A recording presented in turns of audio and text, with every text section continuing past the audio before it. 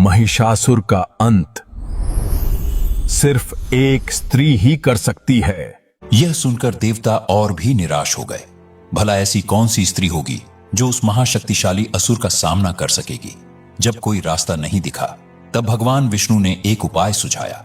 उन्होंने कहा, हम सभी को अपनी अंदरूनी शक्तियों को जगाना होगा और एक ऐसी परम शक्ति को बनाना होगा जो इस दुनिया ने पहले कभी ना देखी हो।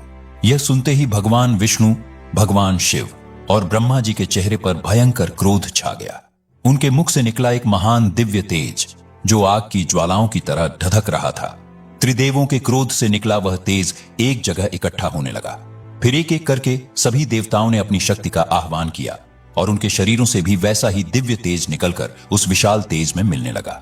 इंद्र, वरुण, यम, कुबेर, अग्नि, वायु, सूर्य, चंद्रमा, सभी देवताओं की ऊर्जा जब एक हुई तो वह तेज एक जलते हुए पहाड़ जैसा दिखने लगा जिसकी लपटें 10 दिशाओं में फैल रही थी। यह सिर्फ ऊर्जा का संगम नहीं था, यह ब्रह्मांड की सारी शक्तियों का एक साकार रूप था। देखते ही देखते उस अविश्वसनीय और दिव्य तेज ने एक स्त्री का रूप लेना शुरू कर दिया। यह कोई जन्म नहीं था, यह आदिशक्ति का प्राकट्य था। और तब सृष्टि का सबसे बड़ा रहस्य दुनिया के सामने आया। वह दिव्य नारी कोई साधारण स्त्री नहीं थी, बल्कि उनका हर एक अंग देवताओं के तेज से बना था।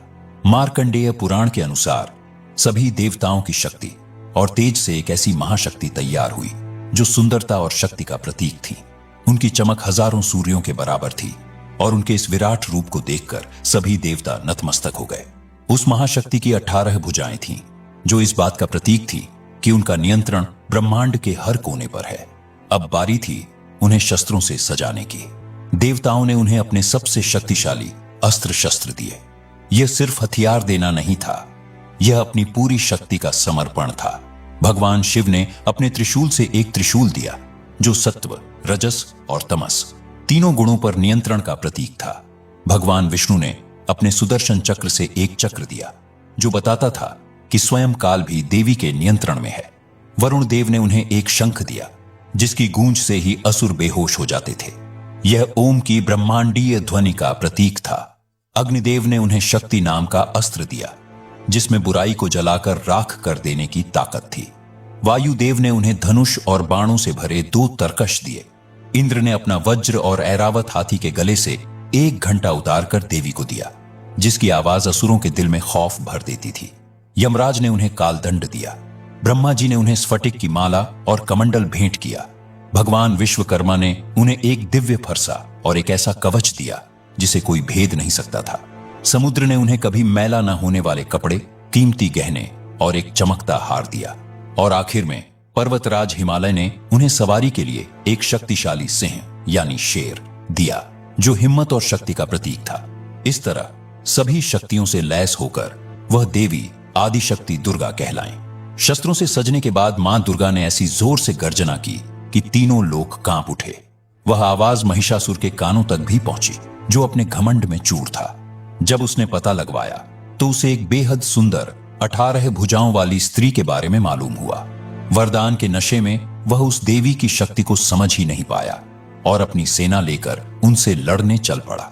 इसके बाद जो युद्ध शुरू हुआ वह धर्म और अधर्म के बीच का महासंग्राम था जो पूरे 9 दिनों तक चला। मां दुर्गा ने एक एक करके महिषासुर के सभी बड़े सेनापतियों चिक्षुर, चामर और उदग्र को मार गिराया। अपनी सेना को खत्म होता देख महिषासुर गुस्से से पागल हो गया और खुद लड़ने के लिए मैदान में उतर आया। वह अपनी जादुई शक्तियों से कभी भैंसे, कभी हाथी तो कभी एक विशाल इंसान का रूप लेकर देवी पर हमला करने लगा, लेकिन देवी उसके हर वार को अपने शस्त्रों से काट देती। आखिर में जब महिषासुर ने फिर से एक विशाल भैंसे का रूप लिया और देवी की ओर दौड़ा, तब मां दुर्गा ने अपने शेर पर सवार होकर उस पर छलांग लगाई, उसे अपने पैरों के नीचे दबाया और भगवान शिव के दिए त्रिशूल से उसकी छाती पर वार कर उसका अंत कर दिया। महिषासुर के मरते ही तीनों लोकों में शांति और धर्म की फिर से स्थापना हुई। देवताओं ने स्वर्ग से फूल बरसाए और मां दुर्गा की जय जयकार की। उसी दिन से मां दुर्गा महिषासुर मर्दिनी कहलाईं, यानी महिषासुर का मर्दन करने वाली। यह कहानी सिर्फ एक असुर के वध की नहीं है, यह एक गहरा आध्यात्मिक राज बताती है। महिषासुर हमारे अंदर के अहंकार, क्रोध और लालच का प्रतीक है और मां दुर्गा उस दिव्य शक्ति का प्रतीक हैं जो हम सभी के अंदर सोई हुई है। जब जीवन में बुराई और निराशा बहुत बढ़ जाए तो हमें भी देवताओं की तरह अपनी सारी आंतरिक शक्तियों को एक साथ लाकर उस परम चेतना को जगाना होता है। मां दुर्गा का प्रकट होना यह दिखाता है कि जब सारी अच्छी शक्तियां एक नेक काम के लिए एकजुट होती हैं तो सबसे बड़ी बुराई का भी अंत निश्चित हो जाता है। यह बुराई पर अच्छाई की, अंधेरे पर रोशनी की और अज्ञान पर ज्ञान की हमेशा होने वाली जीत का प्रतीक है। अगर आपको यह दिव्य कथा पसंद आई हो तो इस वीडियो को लाइक करें और अपने दोस्तों और परिवार के साथ शेयर करें। हमारे चैनल को सब्सक्राइब करना न भूलें ताकि आप ऐसी और भी रहस्यमयी और ज्ञानवर्धक कथाएं देख सकें। कमेंट्स में जय माता दी जरूर लिखें।